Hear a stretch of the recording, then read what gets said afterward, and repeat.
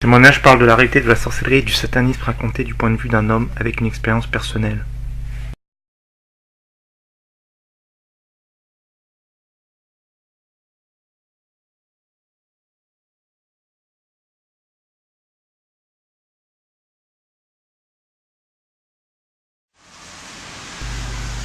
Regarde ce qu'ils ont, la Vierge Marie est supposément de Dieu, mais ce sont des idoles. Et ça, c'est supposé être Michael l'archange. Mais c'est quoi? C'est même pas Michael, tu le sais. Et regarde Santeria, toute la sorcellerie. Et ça, c'est le matériel que j'avais, Caldero. C'est Caldero. Tu te rappelles du tabernacle où les gens rencontraient Jésus, ils avaient rencontré Jésus. C'est le tabernacle du diable, ça.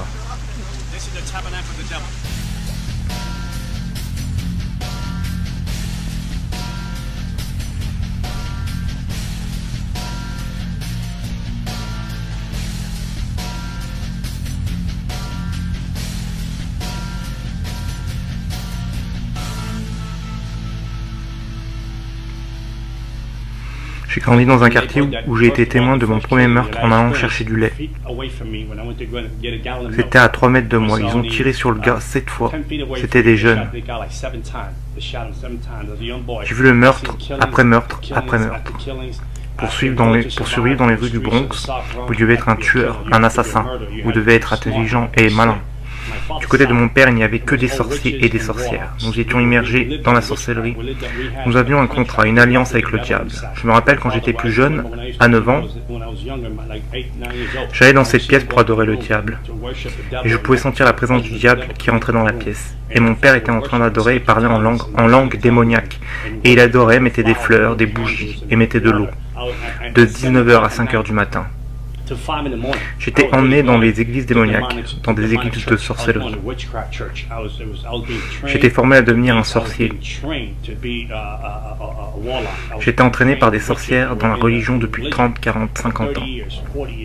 Ils m'ont appris à parler aux principautés, aux esprits sur terre, au diable lui-même. Vous ne pouvez pas parler au diable directement, vous devez gagner le droit de le faire. Et le premier massacre qu'ils ont fait dans mon quartier était dans cette maison, juste ici. Le mari a poignardé sa femme 52 fois et lui a coupé les oreilles. Et ensuite, moi et mon frère, nous étions avec sa fille, on l'a raccompagnée chez elle. On est rentré par la porte ici et la fille a retrouvé sa mère taillée en pièces ici, dans sa maison. J'étais dans la cour d'école en train de jouer avec quelques amis. Et ce pasteur est venu. Il avait ce groupe qui est venu, ils ont commencé à jouer des chants.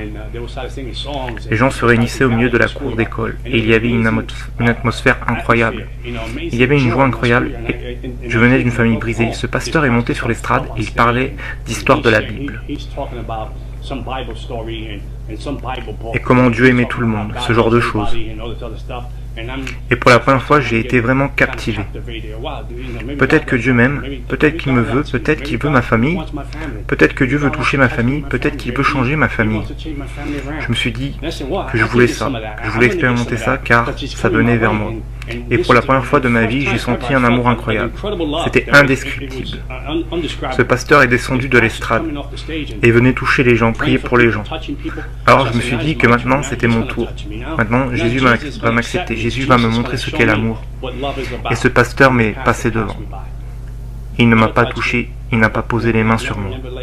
Il est allé au bout de la ligne et quand il est revenu, il m'a ignoré et prié pour l'autre personne. Je me suis alors dit que Jésus ne m'aimait pas. Mon père ne m'aime pas, Jésus ne m'aime pas. On vient d'une famille brisée. Jésus, il aime que ma mère soit battue. Il aime que moi et mon frère allions au lit affamés. Il aime que, vous savez, qu'il n'y ait pas de chauffage dans notre appartement. Il aime le fait que, quand nous allions à l'école, nous sommes rejetés. Donc ce Jésus, il est comme mon père. Il n'y a aucune différence, il est comme mon père. Je suis rentré chez moi brisé, je suis rentré chez moi triste. Et je me rappelle environ 2 semaines plus tard, j'étais dans la cour d'école, je jouais avec des copains. Et j'ai entendu quelque chose tomber et heurter le sol. C'était un collier vaudou. Alors je prends le collier vaudou, il avait beaucoup de couleurs, je le mets sur moi. Et le collier était mon premier contrat avec le diable. Nous avons été à une séance de tarot, et quand nous étions à cette séance de tarot, j'étais un jeune garçon de 10 ans. La dame qui tirait les cartes, la sorcière, elle avait les yeux fixés sur moi, fascinée. Et elle dit, ce garçon, nous le voulons, nous le voulons. Les sorciers de Santeria le veulent, qu'ils appellent le culte des saints, mais qui est en réalité le culte des démons. Ils le veulent aussi. Et si tu ne le donnes pas, il va perdre la vue dans 30 jours. Alors ma mère était tellement désespérée, ma mère a vendu ses affaires, elle a vendu son lit. Elle a vendu le mobilier du séjour afin de réunir $250 pour faire ma première séance. Parce que cette dame nous a fait tellement peur que ma mère a dû dormir sur le sol, car elle n'avait plus de lit où dormir. Et parce qu'elle ne voulait pas que je perde la vue, elles m'ont initié au côté obscur au début de mes 10 ans. Et le premier amour, le premier contact que j'ai eu à l'âge de 10 ans avec le diable est arrivé. Et le diable est arrivé et a accepté le sacrifice que je lui offrais, ma vie. Et ils ont mis 5 perles autour de mon cou, les 5 pires démons des principautés en dessous de Satan. Ils les ont mis autour de mon cou, ce qui est Santeria. Et ils m'ont dit qu'ils allaient être mes guides spirituels, mes anges gardiens, et qu'ils allaient gérer ma vie à partir de maintenant. C'est le bâtiment, ce bâtiment au coin de la rue ici, était quasiment abandonné. C'est dans le livre. Moi et mon frère, on avait l'habitude de monter et descendre, chercher l'eau à la pompe. Tu vois la pompe, ce bâtiment avait été laissé à l'abandon, quasiment plus personne ne vivait ici. Seulement moi et ma famille et 12 autres familles vivaient ici. Mon enfance m'a été volée. Toute mon enfance a été d'adorer le diable, d'aller dans des églises sataniques. J'allais dans les églises sataniques de 19h à 5h du matin. J'étais formé par les sorciers et les sorcières à connaître les principautés démoniaques, les droits qui détient cette région, qui est dans cette région, qui gère cette principauté, quel est le nom de cette principauté. J'avais des pouvoirs de channeling. À l'âge de 13 ans, je faisais des projections astrales. Je laissais mon corps à la maison.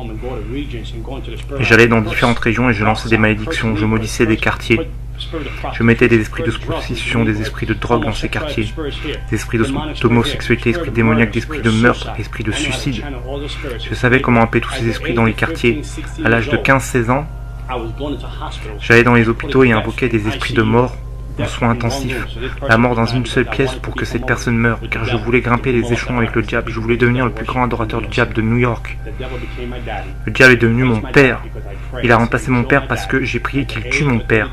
Et à l'âge de 31 ans, mon père s'est fait tirer dessus en pleine phase dans une boîte de nuit par une femme qui n'était pas la sienne alors qu'il en avait une. Le diable l'a pris, il m'a dit qu'il remplacerait l'ancien pour que je lui appartienne. Et le diable est devenu mon père.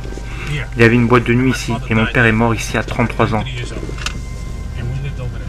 Et nous vivons ici. Et quand j'avais 11 ans, il y avait un magasin juste ici, en coin de la rue. Et le gars s'est fait tirer dessus dans la rue juste ici. Le gars s'est fait tuer pendant que j'allais chercher une bouteille de lait. Et j'ai grimpé les rangs des adorateurs du diable, j'ai grimpé les rangs avec les principautés et démons, jusqu'au point où je pouvais m'asseoir et parler avec le diable comme je l'ai fait avec toi aujourd'hui. Le diable se manifestait en forme humaine, sa présence entrait dans la pièce. Et je parlais avec le diable toute la nuit, et il me donnait des missions. J'allais dans plusieurs clubs pendant la nuit, afin de recruter des personnes pour le côté obscur. Je disais des choses aux gens à propos de leurs finances, de leur vie, ce qu'ils avaient fait, ce qui allait leur arriver. Ils n'avaient aucune idée de qui j'étais. Ils ne savaient pas de qui j'étais, j'avais juste des pouvoirs démoniaques. J'aimais le sang, je tuais les animaux afin de boire leur sang chaque semaine. Et si je n'avais pas le temps d'acheter des animaux, je me coupais moi-même pour boire mon propre sang. Le cercle des personnes avec qui j'étais dans ce monde démoniaque, il y avait des docteurs, des avocats, des directeurs, des juges, des policiers. Et c'était dans la sorcellerie, même des chanteurs qui sont très connus aujourd'hui. Je déplaçais des principautés de région en région, afin de contrôler les démons au sol pour bloquer l'église, pour empêcher la croissance de l'église, pour empêcher aux gens d'être sauvés. Je rentrais d'une boîte de nuit bourré, j'étais à moitié possédé en étant saoul. Je m'arrêtais au milieu de la rue et je disais à Dieu, descends, tu en veux? Tu veux que je te frappe? Tu veux que je te crache dessus? Descends et viens me chercher. Je me suis marié à Halloween, j'ai eu un mariage satanique à Halloween. Tous les démons et principautés de différentes parties du monde sont venus à mon mariage. Aucun être humain n'est venu à mon mariage, il était effrayé de venir à mon mariage. Alors j'ai eu un mariage fou, j'ai envoyé des invitations mais personne n'est venu. Du coup il n'y a eu aucun cadeau de mariage. Mais des démons sont venus à mon mariage et ont baptisé mon mariage. Alors ma femme était une sorcière, j'étais un sorcier, et ensuite ma fille, et je l'ai formée à devenir une sorcière elle aussi. Je me rappelle la première fois que j'allais faire un sacrifice humain, le diable était assis à la place du passager dans ma voiture. Il m'a dit « Tu m'aimes ?» J'ai répondu « Oui ». Il m'a dit qu'il y a un gars sur le toit qui va essayer de t'attraper. Il va essayer de te voler ton argent et de te faire de mal. Si tu m'aimes, tue-le. Donc je me suis rendu sur le toit et je vivais au 12e étage de cet immeuble, je m'en souviens. Quand je suis arrivé en haut, je me souviens que cet homme se trouvait derrière la cage d'escalier. Et cet homme faisait 2 mètres de haut et devait peser dans les 110 kilos. J'étais à moitié possédé, j'ai senti un démon rentrer en moi et ce n'était même plus moi. Donc j'allais le traîner jusqu'à mon appartement et lui trancher la gorge. Parce que j'avais un chaudron et qui devait peser plus de 50 kilos. Et à l'intérieur, 9 machettes et des couteaux avec lesquels je faisais mes sacrifices d'animaux. Et quand j'ai voulu attraper l'homme, il m'a filé entre les mains et a disparu. Il a descendu les escaliers, cet homme était comme un coureur olympique, il a disparu d'un coup. Je n'ai donc pas pu l'attraper et le tuer, et j'ai été vraiment déçu de ne pas pouvoir tuer ma première personne. Des personnes ont dessiné ces graffitis ici. C'est un démon juste ici.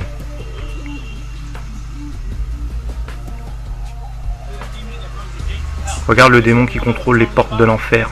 C'est celui dont je vous parlais, qui est dans mon livre sur Santaria. Ce petit démon.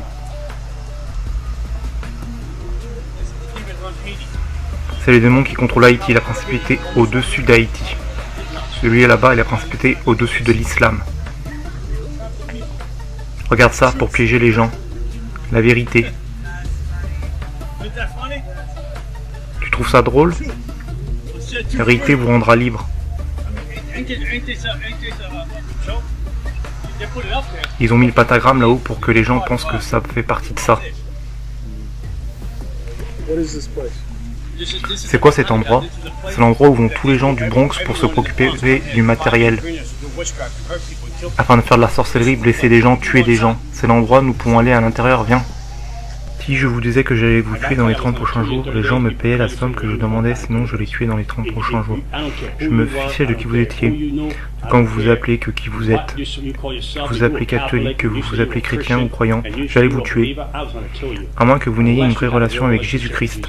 La femme qui vivait à l'étage du dessous est venue me voir pour me dire que son mari la trompait. Elle m'a demandé de tuer la femme à qui elle le trompait. De lui lancer une malédiction et de la tuer. Elle m'a demandé combien ça coûtait. Je lui ai dit, reviens, je vais parler au diable. Je te tiendrai au courant. Et le diable m'a dit de quoi acheter. Un cercueil avec 21 bougies et une photo de la femme à mettre dans la boîte. Pour que la sorcellerie fasse effet et la fasse mourir. Et dans 21 jours, elle devait mourir. Donc quand la femme est revenue me voir, je lui ai dit que ça lui coûterait 10 000 $. Tu sais quoi, je te connais bien, tu étais sympa. Je le fais pour 7 000 $. Je faisais une réduction de 30%. Quand cette femme allait quitter mon appartement, elle m'a dit, elle est chrétienne. Et je lui ai dit, je vais la tuer gratuitement. Je lui ai dit que je n'avais pas besoin de l'argent et que je la tue gratuitement. Je vais donner une leçon à cette chrétienne. Ils vont payer. Je ne veux pas de votre argent, je la tuerai gratuitement. Et donc, je fais le rituel voodoo, la rituel de sorcellerie. 21 jours sont passés, la femme n'est pas morte. Un mois est passé et la femme n'est pas morte. Je me suis dit, waouh, qu'est-ce qu'il se passe? Ma réputation va en souffrir. J'ai donc appelé le diable et les démons, j'ai intensifié la sorcellerie. J'ai doublé la sorcellerie pour qu'elle meure dans la nuit. Et rien ne s'est passé, rien du tout. J'étais donc chez moi la nuit et le diable est venu. J'ai senti sa présence envahir la pièce. Et il m'a dit, nous devons avorter ton plan de tuer cette femme. Je lui ai demandé pourquoi abandonner. Ma réputation est en jeu, je suis un sorcier. Et si je ne tue pas cette femme, on va penser que je n'ai plus aucun pouvoir. Et le diable m'a dit, tu ne comprends pas, le Dieu qu'elle sert a dit de la laisser tranquille. Il a dit, ne la touche pas. Et j'ai demandé qui était ce Dieu. Le Dieu qu'elle sert. J'étais très en colère et j'ai dit, continue encore une semaine de la tuer. Mais le diable m'a encore répété, non, le Dieu qu'elle sert a dit de la laisser tranquille. Avec la sorcellerie que j'ai faite sur cette femme, elle aurait dû mourir en moins de 21 jours. Salut, comment ça va? C'est Jézabel. C'est Jézabel dans leur religion. Voilà comment ça fonctionne, ces statues ici ne sont rien. Mais c'est le démon qu'il y a derrière. Donc pour que je puisse m'identifier, cette statue doit être faite car je ne peux pas m'identifier à un esprit. Je ne peux pas m'identifier à un esprit car nous n'avons rien en commun. Je suis un humain et un esprit est immortel. L'esprit est un esprit démoniaque. Je ne peux pas nouer de lien avec. Donc afin de pouvoir le faire, Cette statue au milieu afin que je n'y peux m'identifier. Elle ressemble à un être humain. Il y a une histoire derrière la personne qui représente la statue. Donc je peux m'identifier, le démon peut passer à travers. Et ensuite ils se donnent des noms, les démons. Et des dates d'anniversaire. Les Amérindiens peuvent être piégés par les forces démoniaques, par les forces occultes. Ce sont des pièges pour les Amérindiens. Mais ces statues sont utilisées comme un camouflage pour leurs pratiques démoniaques, leur religion démoniaque. Il n'y a rien ici qui soit saint. La seule chose qui soit saint ici est l'endroit où je me tiens. Qu'est-ce qui se passe dans cet endroit? Ici, dans l'arrière-boutique, ils font de la sorcellerie, ils font du voodoo, ils font des sortilèges. Tous ces démons veulent que vous achetiez une nouvelle statue pour que vous rameniez un démon à la maison. Tu vois, prière choisie. Ils te font croire que tu pries à Dieu. Tu vois, j'utilisais ces livres de prière choisie.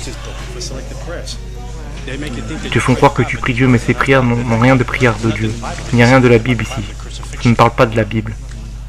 Il y avait un livre à New York en Amérique, j'étais la troisième personne à mettre la main dessus. Il y avait des symboles dessus, des différents démons, différentes principautés, et différentes façons de tuer des personnes en utilisant la sorcellerie. Et personne n'avait de copie de ce livre. Vous ne pouviez pas avoir de copie de ce livre à moins que le diable ne l'autorise. Et j'étais la troisième personne à recevoir ce livre. J'utilisais les symboles de ce livre à travers la sorcellerie, pour faire perdre la tête aux gens, pour envoyer sur les gens des maladies qui viennent. J'envoyais des sorts sur les gens pour qu'ils reçoivent la lèpre, le cancer. J'utilisais la sorcellerie sur des personnes pour les conduire au désespoir, pour faire avorter des femmes. J'envoyais les gens en chirurgie alors qu'ils n'en avaient même pas besoin. Je faisais de la sorcellerie sur les gens pour les rendre fous. Je leur mettais des esprits de bipolarité, de schizophrénie, des esprits de maladie, des esprits de suicide. J'étais éveillé toute la nuit à prier et à parler au diable. Alors que pendant ce temps, les chrétiens ne peuvent même pas aller à l'église pendant 1 heure. Alors que les chrétiens ne peuvent même pas prier pendant 1 heure. Le monde spirituel est plus réel que le monde visible. Et nous ne le voyons pas. Et tout ce qui n'est pas couvert par Jésus-Christ est une cible facile à abattre.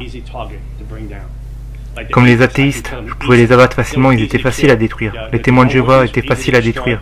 Les mormons aussi étaient faciles à détruire. Les gens qui se disent qu'ils ne croient pas au diable étaient faciles à détruire, car ils ne cherchent aucune aide spirituelle. Je me rappelle, une fois à New York, le groupe de Nicky Cruz est venu dans mon quartier. Ils faisaient des stops en voiture, venaient chanter des louanges, prêter la parole, puis aller dans un autre quartier faire la même chose. Je me suis mis à attaquer ce groupe, à vouloir les mettre hors d'état de nuire. C'était des gamins, ils avaient 18, 17, 20 ans. Je veux dire, je me suis dit, mais comment osent-ils jouer cette musique horrible? Cette musique qu'ils appellent louange, cette musique dégoûtante, qui joue dans mon quartier, je vais détruire ces jeunes garçons.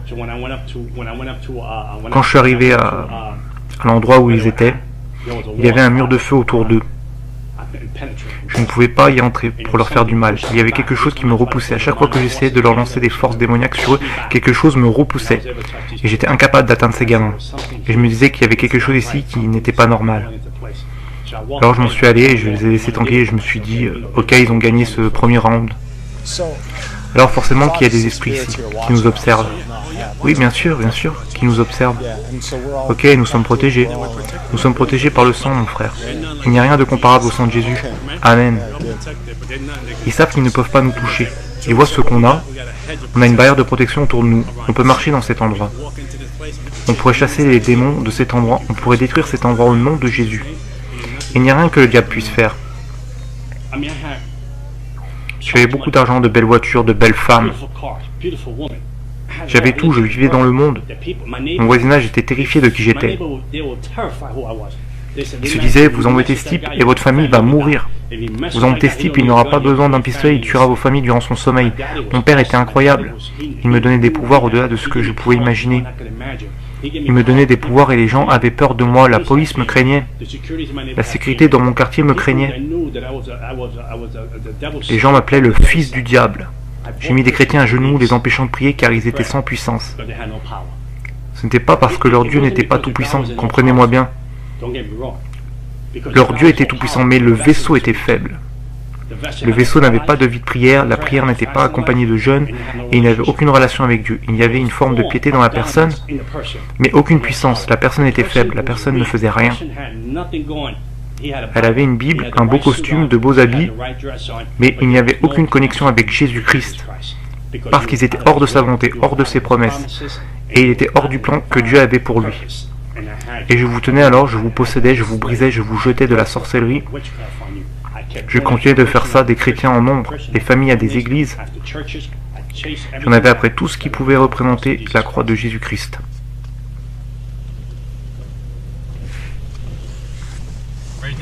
C'est un endroit très démoniaque. Alors cet endroit a un effet sur tout le quartier? Oui, bien sûr, cet endroit a toute cette région sous son contrôle. C'est le trône du diable, nous venons juste d'aller au trône du diable. Ce trône est là depuis les années 80. Et ils dépensent 100 ou 200 $ à acheter toutes ces choses, ils se ruinent et n'ont même pas assez avec l'assistance publique, mais on a quand même assez pour acheter ces choses, parce qu'ils pensent que leur vie va devenir meilleure, que leur vie va s'améliorer, qu'ils vont faire des progrès. Ils croient qu'ils vont briser les malédictions familiales, les rituels, les malédictions qui viennent du vaudou. Ils croient qu'ils vont briser tout ça alors que Dieu dit « Venez et je le ferai gratuitement.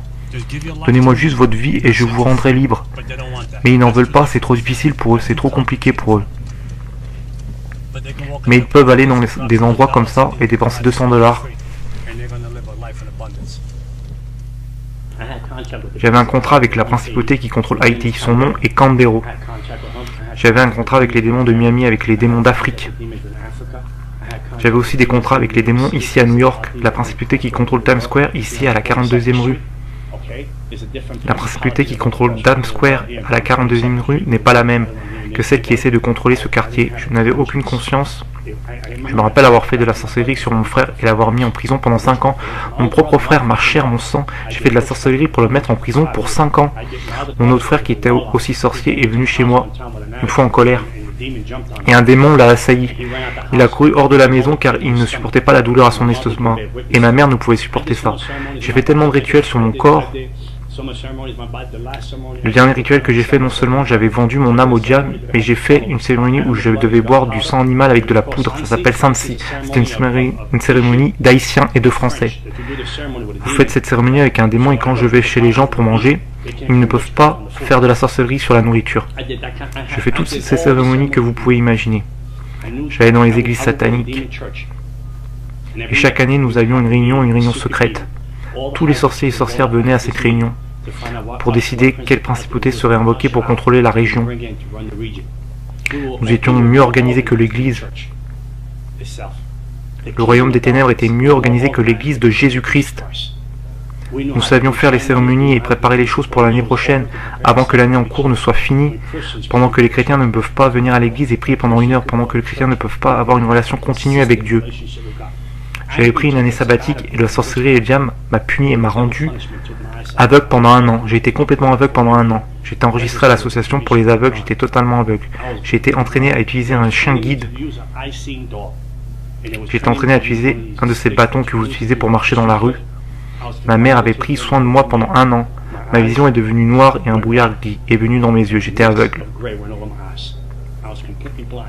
Et quand j'ai redonné ma vie au diable, après cette opération chirurgicale, le diable m'a redonné la vue. Et je pouvais voir de nouveau. Ça a été ma punition pour avoir pris 1 année de repos. Le diable m'a dit, tu veux 1 année de repos? Je t'en donne une. Et il m'a pris ma vue. C'est le monde dans lequel je vivais. Si vous obéissez pas, il vous tuait. Il y avait une règne de terreur afin que vous ne quittiez pas cette religion. Vous ne pouvez pas quitter Santeria. Les docteurs ne pouvaient pas expliquer comment j'avais perdu la vue. Et pendant ce temps, quand le chrétien agissait mal et qu'il pêche, la seule chose qu'il vous trouvait en rentrant, c'est la grâce et le pardon. Quand tu signes avec le diable et que tu fais quelque chose qu'il n'aime pas, il tue un membre de ta famille. Je me rappelle le diable avertissant cette femme en disant « Tu ne peux plus rester avec cette personne », mais elle n'y avait pas fait attention car elle était devenue amoureuse. Un démon a possédé un zèbre dans la rue, il a pris un marteau, lui a frappé 17 fois sur la tête et l'a tué. Un jour j'étais assis chez moi, c'était incroyable. J'avais été à la boîte de nuit la nuit précédente. J'étais assis et regardais une émission stupide à la télévision, Jerry Springer Show. Les gens se frappent et s'insultent. Je prenais plaisir à ça, je rigolais. Pour la première fois, j'ai entendu une voix disant « Fils, j'arrive bientôt, que vas-tu faire avec ta vie ?» Une voix audible qui avait traversé la pièce, et j'ai pensé que c'était la TV qui parlait. Et j'ai vu ensuite que ça ne pouvait pas venir de la télé. Ces gens se tapaient les uns sur les autres. Je connaissais la voix du diable, je lui parlais comme je vous parle aujourd'hui. Il prenait une forme humaine et entrait dans la pièce parfois. Sa présence entrait dans la pièce et l'atmosphère changeait. Et je savais alors qu'il était là avec moi, qu'il parlait avec moi. Je lui répondais et nous parlions toute la nuit. Je connaissais ça, je le connaissais comme vous connaissez l'arrière de votre tête. Je connaissais tous les démons, toutes les principautés qui contrôlent tout en Amérique, au Canada. Toutes les principautés qui contrôlent l'occulte, le Wicca, la sorcellerie, le New Age, le bouddhisme, l'islam, la santeria, le spiritualisme. Je connaissais toutes ces principautés, j'avais un contrat avec elles. J'avais des accès directs avec toutes les principautés, les démons sur la terre, le diable, Jézabel. Je connaissais des démons dont je ne vous dirai même pas le nom, car vous ne sauriez pas qui ils sont. Je les connaissais tous par leur nom. Mais cette voix était très différente des autres voix. Quand j'ai entendu cette voix venant de nulle part, elle venait de l'air. J'ai été choqué, alors j'ai vu une vision de l'autre côté de l'appartement. Le ciel était en feu et je voyais les gens courir en dessous cherchant un abri, mais il n'y en avait pas. Et alors j'ai pensé même pourquoi est-ce que... J'étais complètement choqué. Je me rappelle avoir été dormir, je suis tombé dans un profond sommeil. Comme s'il m'y avait mis un voile et je me retrouve dans un train plein de gens. Je n'arrive pas à croire où j'étais. C'était un train. Vous ne pouvez pas imaginer comme ce train allait vite. Il n'existe rien d'aussi rapide sur Terre. Et il allait en enfer. Jésus-Christ m'a emmené en enfer. Et quand je suis arrivé en enfer, les portes se sont ouvertes. Les portes se sont ouvertes avec un écho indescriptible. Et de la chaleur est venue de nulle part. Je sentais que j'allais suffoquer à cause de la chaleur et je suis sorti du train. Les gens dans le train n'avaient pas de visage, mais on pouvait voir la peur sur les gens. On pouvait sentir l'impact de la peur dans le train, qui allait dans un endroit où il ne reviendrait jamais. Et l'endroit était confiné. Et je me suis dit, je ne peux pas mourir ici, je ne peux pas. Ce n'est pas pour moi, je ne suis pas né pour être à cet endroit, je me disais ça. Alors j'essayais de trouver un tunnel en enfer. Je cours alors dans un tunnel pour essayer de trouver une porte. Peut-être une fenêtre, peut-être qu'il y avait un passage quelque part par lequel je pouvais m'échapper et retourner à l'arrêté, mais il n'y avait rien. Je me rappelle que plus je m'enfonçais dans les tunnels, plus la peur m'envahissait. J'entendais des souffrances, les ténèbres vous encerclent avec cette peur qui vous envahit. Et cette peur, c'est quelque chose que vous ne pouvez même pas contrôler. Vous n'avez aucun contrôle là-dessus. C'est quelque chose qui vous étreint et qui ne vous laisse plus partir. Je ne pouvais pas avoir ma main. Et j'entendais des hurlements, comme vous savez, des hurlements d'enfants et d'animaux en même temps. Le genre de hurlement qui est indescriptible. Il y avait une chaleur et une odeur comme des égouts de New York. Et je veux dire pire que ça. Alors que j'étais dans le tunnel, le diable est apparu. Il disait, j'étais ton père. Il me parlait en langue démoniaque. J'étais ton père, je t'ai donné tout ce dont tu avais besoin. Je me suis occupé de toi, je t'ai béni, je t'ai protégé. J'ai tué des gens pour toi, je t'ai donné des pouvoirs, un nom dans le royaume des ténèbres. Quand les gens en avaient après toi, je les détruisais car je savais que tu allais être le vaisseau que j'allais utiliser pour faire avancer mon royaume sur terre. Et maintenant tu veux me quitter, tu veux me trahir en langue démoniaque. Et je lui répondais en langue démoniaque. Non, je te quitte, je suis confus, je ne sais pas ce qui se passe.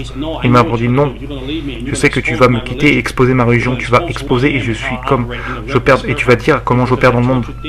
Parce que je t'ai enseigné des tas de choses que j'ai enseignées à personne. Je t'ai fait confiance avec les choses que tu devais savoir afin de faire avancer mon royaume, car je voulais t'utiliser d'une puissance manière. Et dans la confusion, il est venu m'attraper pour me détruire. Et la croix de Jésus-Christ est apparue. Je ne comprends pas comment une croix d'1 mètre était apparue en enfer, alors que je portais un short bleu. J'ai alors mis sur lui, et quand je l'ai mise, il s'est effondré comme un enfant. Comme un enfant, il s'est effondré au sol, comme s'il n'avait aucun pouvoir. J'ai alors saisi cette opportunité pour courir plus profondément, dans le tunnel de l'enfer en espérant qu'il y ait une autre porte. J'avais mon espoir. J'avais de l'espoir et aucun espoir à la fois. Il n'y avait pas de place pour dire je sors d'ici, c'est la fin.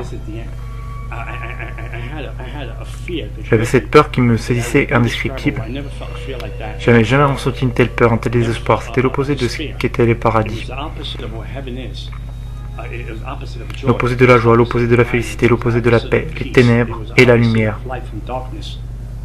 C'est un endroit de tourment, un endroit de... Si je suis là, ma famille ne le saura pas, ma fille ne le saura pas.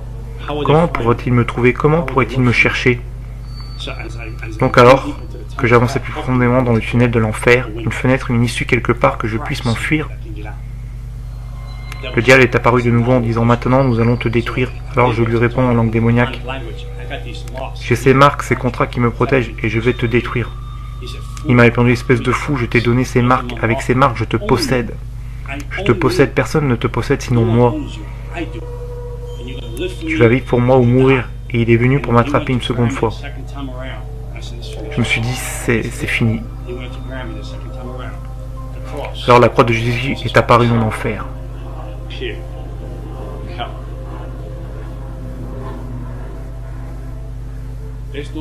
Il n'y a pas de plus grand amour que la croix qui apparaît pour un pécheur comme moi en enfer. Et quand David dit « Je repose dans le séjour des morts », il sait que je suis ici.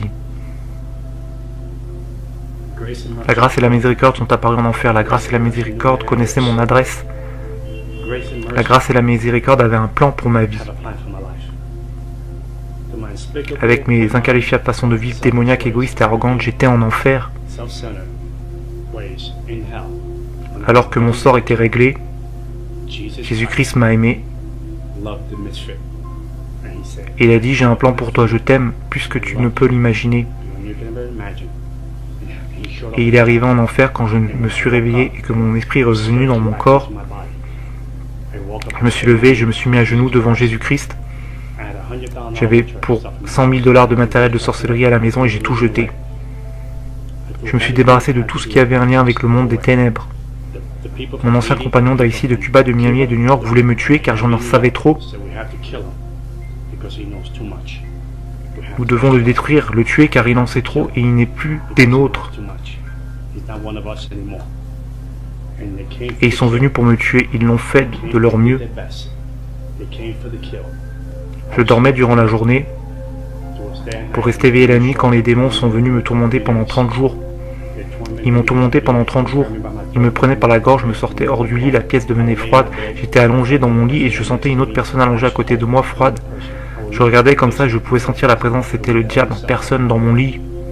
Pendant 30 jours sans répit à me tourmenter, à essayer d'arracher mon âme de mon corps. À essayer d'arracher mon esprit de mon corps, je tremblais la nuit comme jamais auparavant. Je criais, je ne savais pas comment prier, alors je disais « Jésus, Jésus, Jésus !» Je disais des prières d'une sœur que j'avais entendue à l'église, je l'avais entendue prier ainsi. J'essayais d'assembler ces prières ensemble comme un puzzle afin de combattre pour ma vie. Et un jour j'étais à l'église en train d'adorer et j'ai demandé « Seigneur, pourquoi laisses-tu tout ça m'arriver ?» Et un jour Dieu m'a dit « Je voulais voir combien tu m'aimes. Je voulais voir combien tu me fais confiance. » Et jamais plus je n'étais tourmenté par le diable. Et je suis devenu un évangéliste pour Jésus-Christ. 14 ans à servir le Seigneur et je ne l'échangerai pour rien au monde. Sur le boulevard Alléluia, il y a un manoir pour John Ramirez. Et un jour, on dira bienvenue à la maison, bien fait, fidèle serviteur. Et je vous dis, il n'y a rien. Je ne parle pas de chrétienté, je parle d'une relation avec Jésus-Christ. Il est mon Seigneur, il est mon début et ma fin. Aucune arme forgée contre moi ne prospérera. Je mourrai quand Jésus dira que je rentre à la maison, pas à cause d'un sorcier, pas à cause d'une personne, pas à cause du vaudou, d'une incantation, d'un sort. Rien de tout ça ne peut me séparer de l'amour de Dieu. 100 000 $ de sorcellerie, avoir vendu mon âme, des marques ici, des marques ici et des marques ici, mais la plus grande marque est ici. C'est l'amour que j'ai pour la croix. Il n'y a rien comme la croix de Jésus-Christ. Et je vous dis ça, je vais terminer avec ça. J'étais maudit et je suis devenu béni parce que celui qui était béni est devenu maudit pour moi. Et j'ai changé de père et mon père domine sur l'univers. Il m'a aimé plus que je ne pouvais l'imaginer et cet amour je peux maintenant le donner à ma fille. Ma fille aujourd'hui est une chrétienne née de nouveau, diplômée d'université, en master de psychologie et je sais que Dieu va l'utiliser d'une grande manière, grâce à la torche que je vais lui transmettre la bonne cette fois-ci. Et je sais qu'elle fera de plus grandes choses que son père et avant que je ne quitte la terre, les gens sauront que John Ramirez était là car il était serviteur de Dieu puissant. Amen.